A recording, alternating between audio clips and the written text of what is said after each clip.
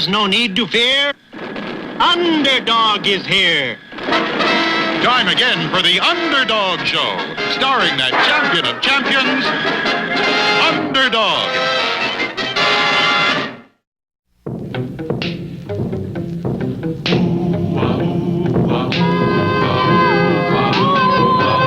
When criminals in this world appear and break the laws that they should fear and frighten all who see or hear, the cry goes up both far and near for Underdog.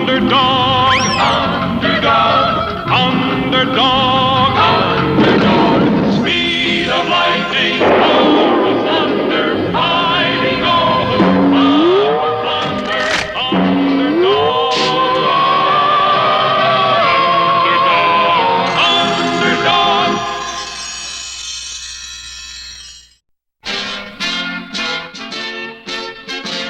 It was the first day of the exciting National Olympics.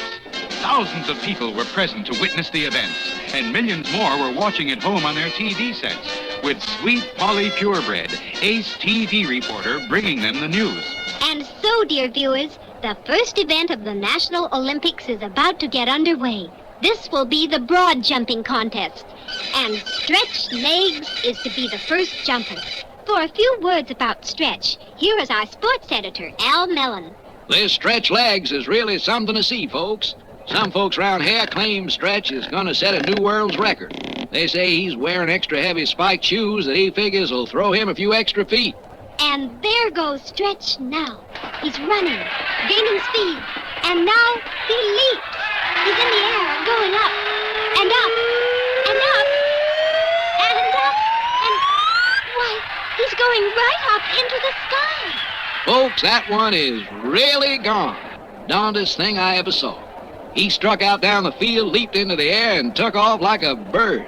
Had his feet out in front of him, and those feet just seemed to draw him right up to the clouds. Everyone is running out onto the field, but no one seems to know what to do. Oh, I have a special report from the judge's box. In order to try and get an accurate measure of Stretch Legs' jump, the judges have sent a plane up. The plane may be able to catch him and check on his forward distance for the broad jump.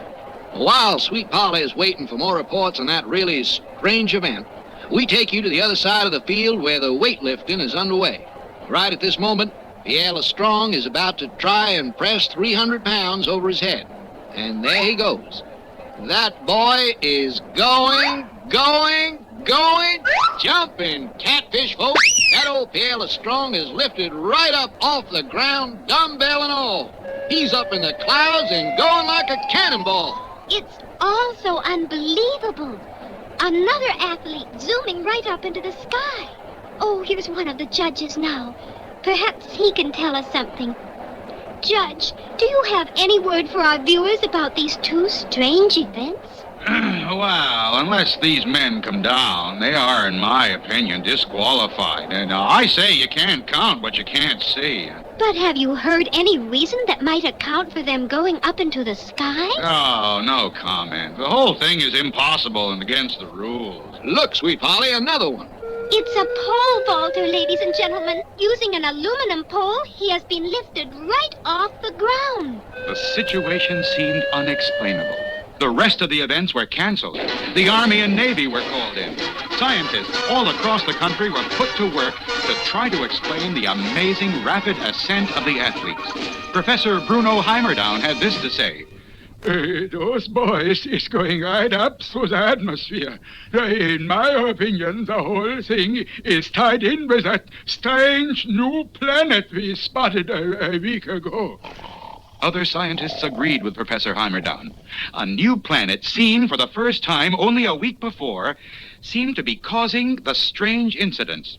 In a special White House conference, Air Force General Ricketts had this to say. This is a matter of life and death. We must find out what's on that planet or we may be wiped out. But who could do that? Who could get to the strange planet? Underdog. Underdog. Underdog? And so the whole world called on Underdog to save it from some unknown menace. Will Underdog reach the new planet? What will he find there? What strange forces are pulling men from the Earth? There's plenty of excitement ahead in our next episode.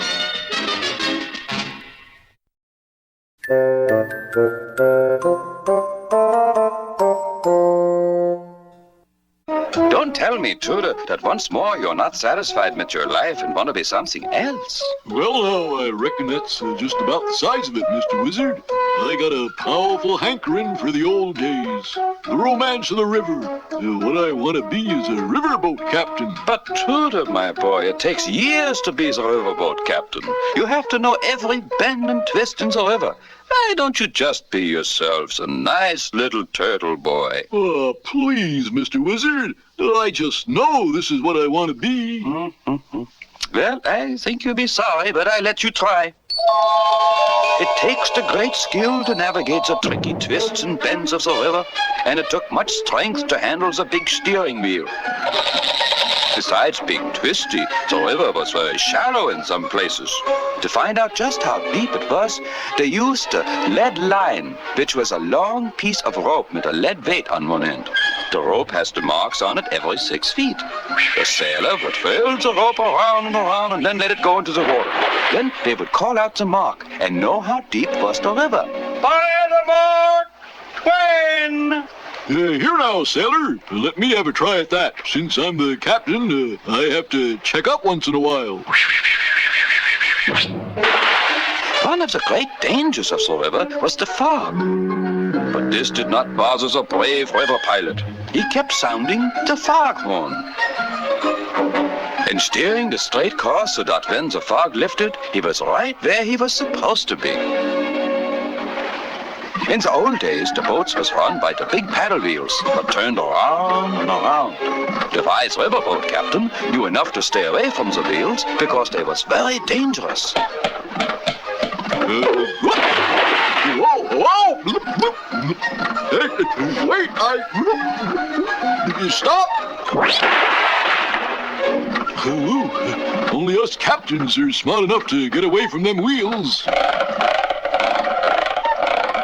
All the riverboat captains was great rivals. Each one thought he was the best on the river.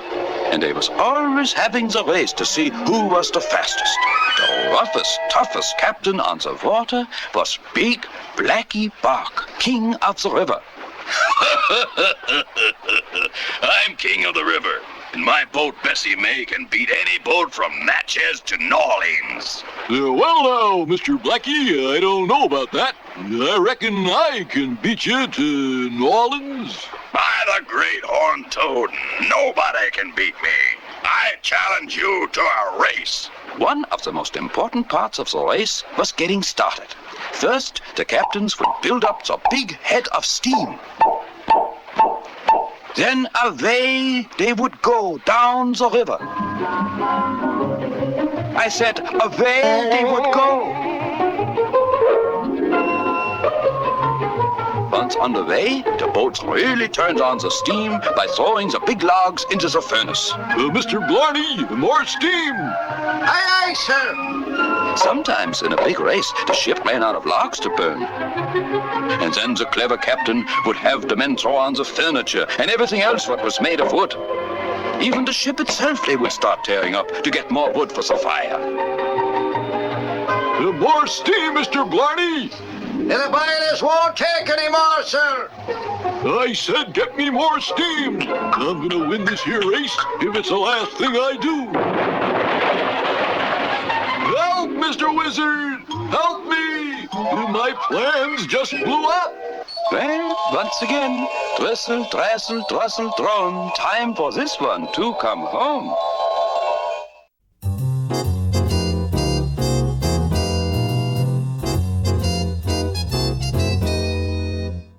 Under the mighty Hudson River connecting the great states of New York and New Jersey is the Lincoln Tunnel. Every day, thousands of trucks and commuters pour through the tunnel from both sides. But suddenly, one morning, the tunnel was gone. Traffic piled up on both sides of the river for miles. The police were baffled, and Officer Flanagan immediately called the hunter. Hello, I am the hunter. Have nose, will hunt. I hunt anything for a price. Oh, it's you, Flanagan. What? A funnel? Why, you can buy a funnel in any hardware store. 'Course, if you're a little short of cash, a tunnel. Well, now, why didn't you say so? Where was it last seen? Under the river? That tunnel must be all wet, son. But all us famous detectives has to visit the scene of the crime. And so the hunter headed for the river. I declare, this is a tough case. Gonna take some deep thinking. That's a joke, son.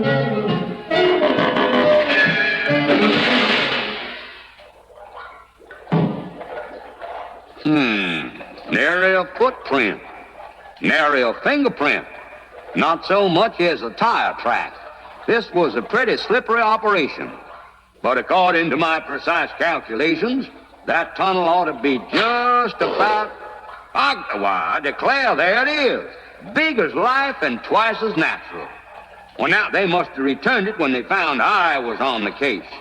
I'll just look inside and... Now, where in the cotton-blooming world did that tunnel go? There's something mighty fishy about all this.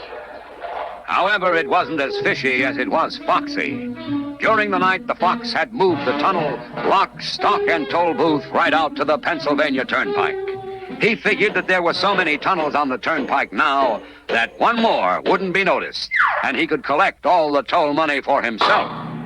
25 cents, please. 25? I'm gonna be rich, rich! Meanwhile, as the hunter searched for the Lincoln Tunnel, he had a rather one-sided conversation with the statue of Lincoln on Mount Rushmore.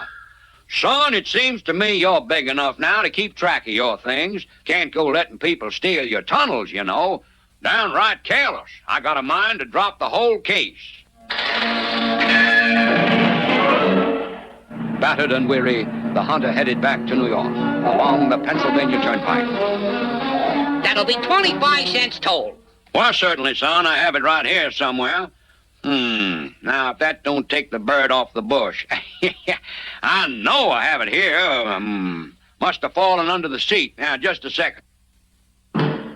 Come on. You're holding up the traffic. I got it right here somewhere. Go for free already. Just go. Son, get your toll-taking talons off of me. I am the hunter, son, and I pay my own way. My own way. My pappy said to me... Go! No! Go! No! Aha, the fox. All right, you wildly clever criminal. Where's that tunnel? All right. Who's blocking traffic there? Glory be, it's the hunter. And the fox. And the tunnel. Sure, Hunter, and you've done it again. How can we ever repay you? Well, just loan me a quarter for the toll, and I'll be on my way. Who was that character with the drooping earmuffs blocking traffic? That, me lady, was the hunter.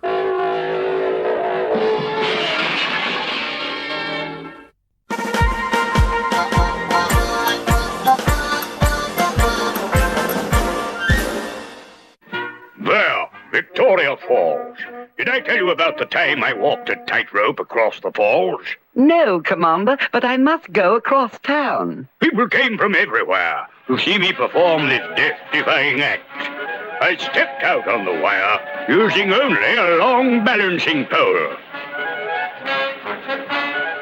Slowly, I made my way over the roaring falls. Thousands of feet below me, the torrent raged.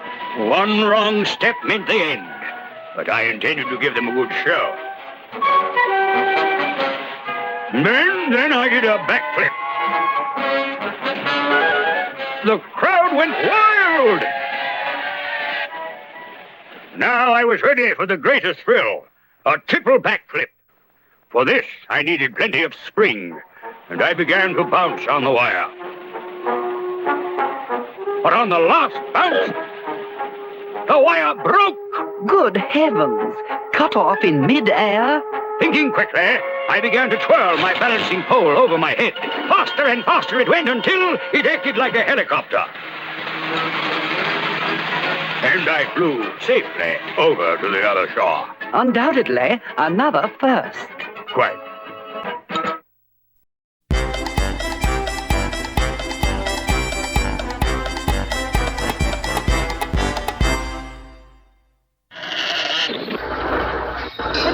on in there, Sarge? I'm not sure. The Colonel got a big box off the last stage, and he's been working in there ever since.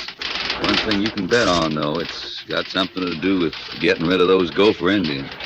Sergeant, report at once. Sarge reporting, sir.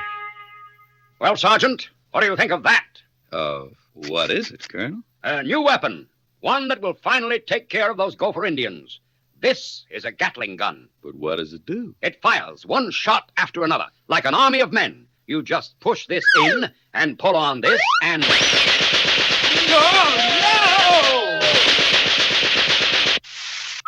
That sure ought to take care of those Indians, all right.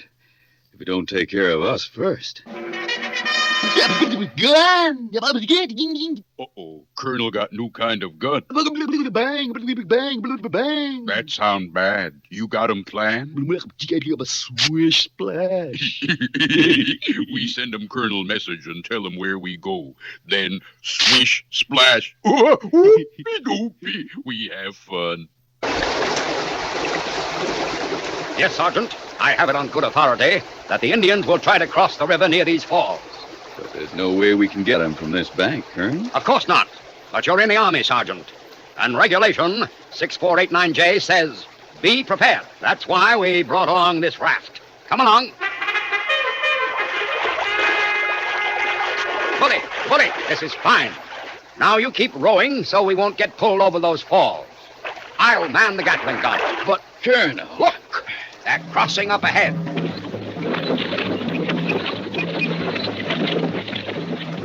Fire! Colonel! Don't worry, Sergeant. I'll get them this time. The falls, Colonel!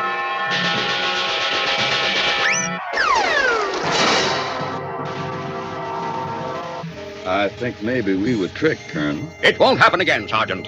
Those Indians have to pass along this trail to get back to their camp. And we're going to be waiting with the Gatling gun high in this tree. Help me pull it up. Bully, the perfect spot. High above the trail. Whistle splat. Me understand. Listen. Be alert, Sergeant. I think I hear them coming. Golly, Colonel, that sounds to me like somebody's sawing wood.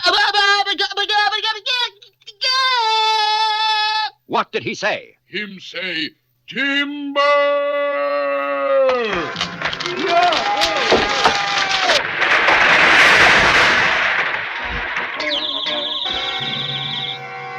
We'll use this covered wagon, Sergeant. It's an old Army trick I learned on the California Trail. Well, how does it work? You dress up like an old lady and drive the wagon near the Gopher camp. Naturally, they'll attack. But, I'll be hidden in the back of the wagon with the Gatling gun. Come along. Look like old lady driving covered wagon all alone. Look up Sarge. Aha! Sergeant drive wagon and Colonel in back with big gun. What we do? Roll. We use big rock. Doopy-doopy. Make big crash. Any sign of them yet, Sergeant? Not yet, Colonel. What was that? Sounds like thunder. Only it's... Look out! Well, looks like it'll take quite a spell to patch up that Gatling gun. And the Colonel, too. But I reckon he'll be all right for our next adventure. You all be with us, huh?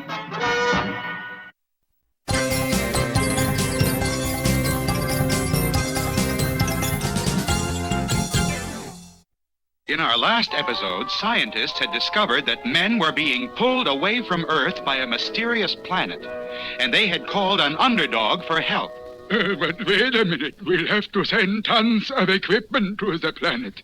I don't think Underdog will be able to handle all that. You're right.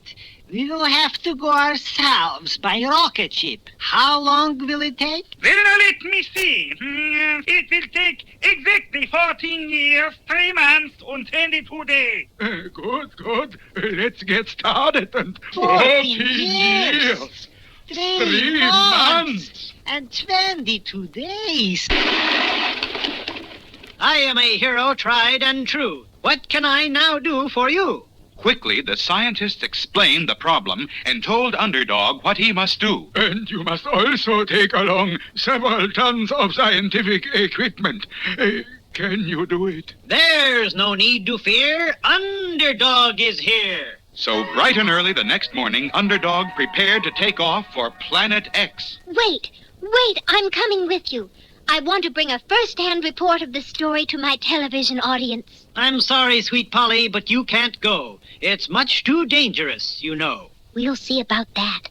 Nothing stops a good reporter. And so, after shaking hands with all the scientists, Underdog took off for Planet X.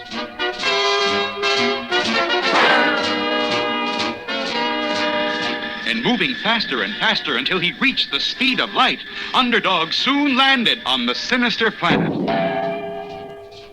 And immediately began unpacking his equipment. Bologna sandwiches, peanut butter and jam, pickles, hard-boiled eggs. Surprise! Surprise! Sweet Polly! I stowed away. I intend to cover the story as a reporter. Then the thing to do is look around and see what strange things can be found. And strange things could be found. For even as Underdog and Polly unpacked the equipment, they were being watched by two strange creatures, the Magnet Men. Look, Magog, Earthmen. Do you suppose they brought any food? Yes, look, plenty of food. I'll open the sandwiches while you get the radio set up. But as Underdog was setting up the radio...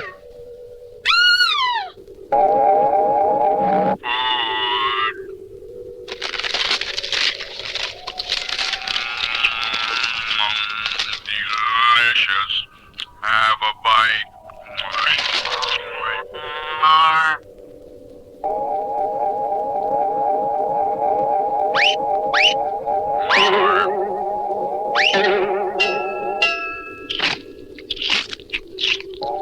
Do something, Underdog.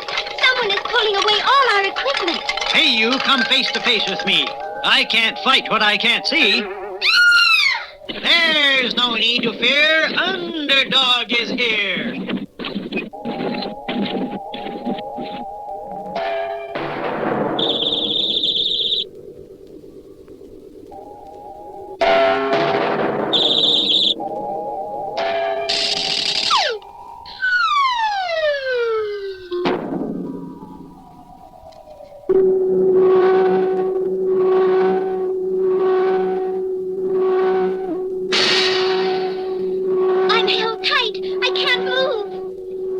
Something is wrong. I don't understand. I'm held to the surface by my hand. What is this mysterious force? Who are these strange people? And what do they want from Underdog and Polly? There's plenty of excitement ahead in our next episode. Oh.